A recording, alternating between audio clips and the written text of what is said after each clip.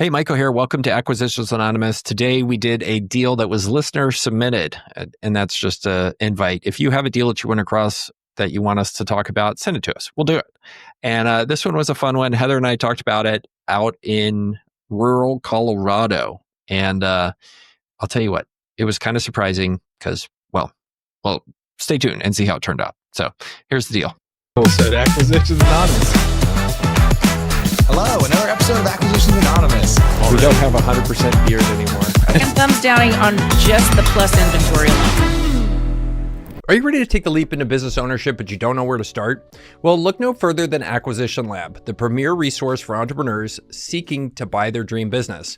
Founded by Harvard MBA and acquisition expert Walker Deibel, the lab is your fast track to success in the search, diligence, and acquisition process. With hands-on support, world-class resources, and a community of like-minded entrepreneurs, Acquisition Lab gives you the tools and confidence to navigate every step of the journey. And we're proud to call Walker and Chelsea, the lab's director, longtime friends of the podcast. They're passionate about helping entrepreneurs like you take the next big step. So don't wait to make your business ownership dream a reality. Visit acquisitionlab.com today to learn more and schedule your free consultation. And when you do, be sure to tell them the Acquisitions Anonymous podcast sent you. Heather, are you sad or happy about the NBA finals last night? Do you care? I'm unaware. I can't even be sad or happy. It's a really interesting NBA finals because Really? all of the big market teams have lost.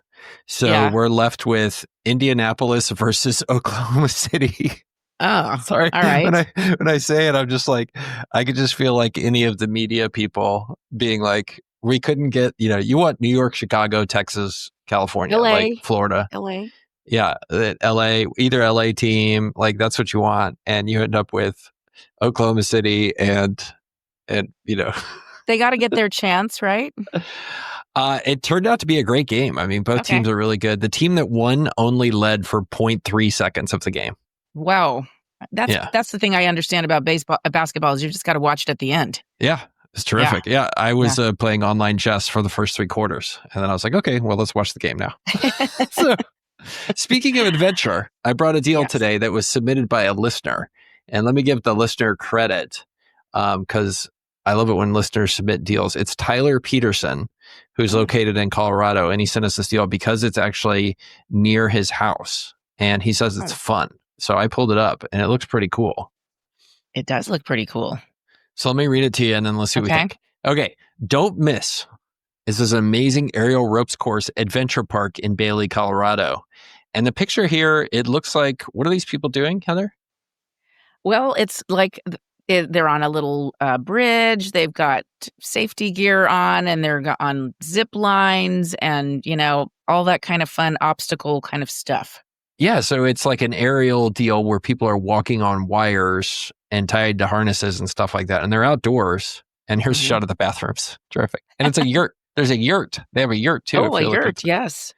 Sign me up. I didn't know there would be a yurt involved. Yeah. All right. So it's an aerial adventure park, ropes course. So they're asking $1.3 million, $1.35 million. There's no cash flow disclosed, no revenue disclosed, no real estate disclosed, and EBITDA is not disclosed. It was established in 2018. This rope adventure park is truly one of the best in the industry and located just outside of Bailey, Colorado. Do we know where Bailey, Colorado is? I do not know where that is at all. Right.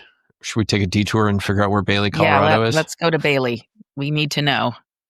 I would imagine suburb of Denver, or is it? No. It's southwest of Denver, northwest of Colorado Springs.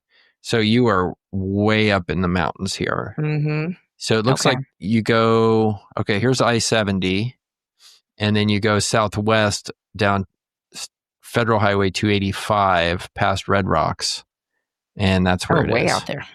Yeah. Yeah. Okay. So I think that's a key factor here. This thing is in the middle of nowhere. Mm-hmm. Okay.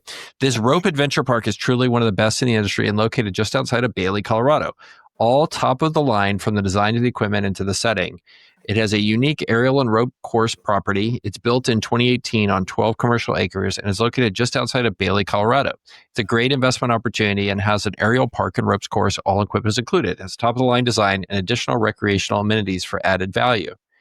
It has 13 employees, a 916 square foot building.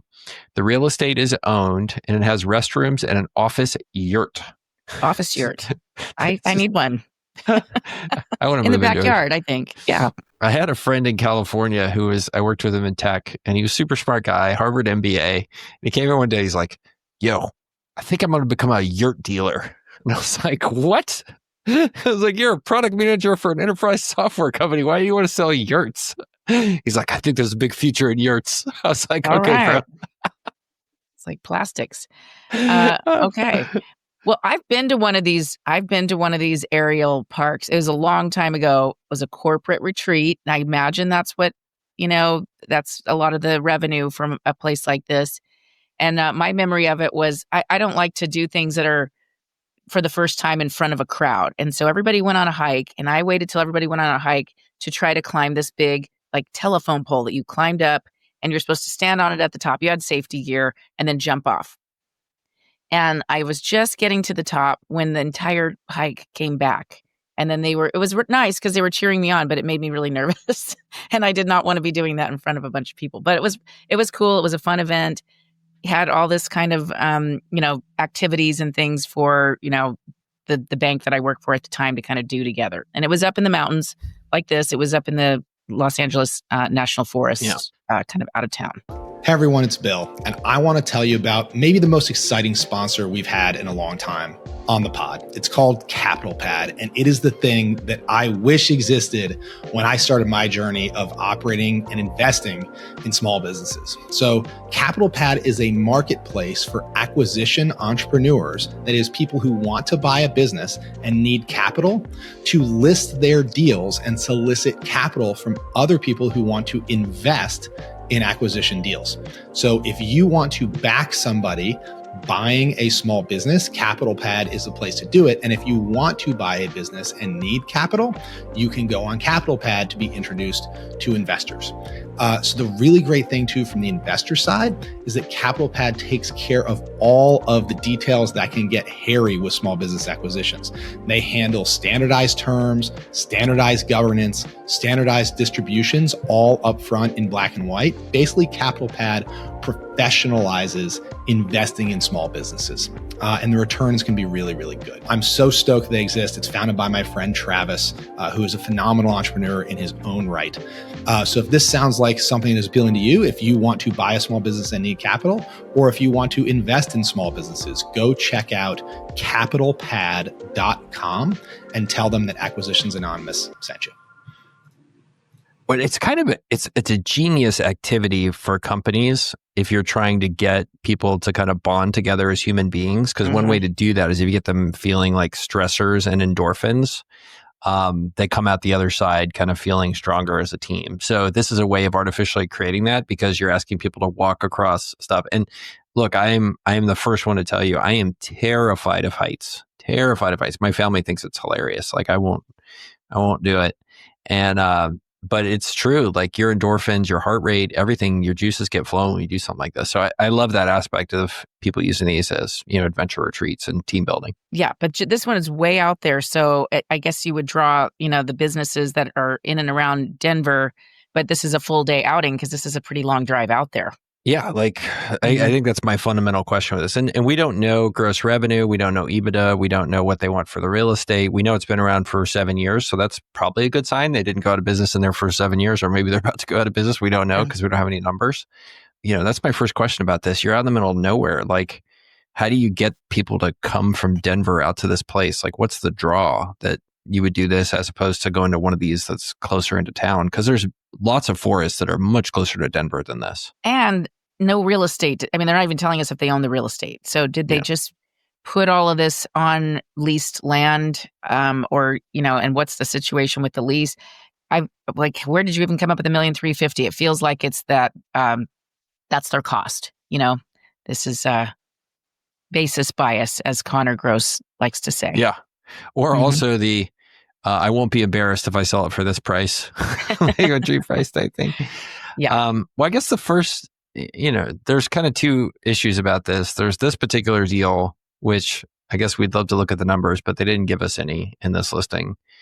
But then there's also, I guess the question is, do you want to be in this business? Like, like this particular business, like as you think about it from a first principles, Porter's five forces standpoint, like do you want to own this business or not? I mean, I think there's a lot of marketing involved, right? You've got to be found, right? That these whoever's planning these outings and maybe consumers as well, you've got to do a lot of marketing to be seen.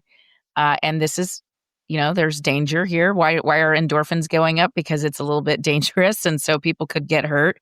So there's probably a lot of liability insurance costs. It's probably not usable in the winter, very seasonal. Probably just a summertime kind of activity.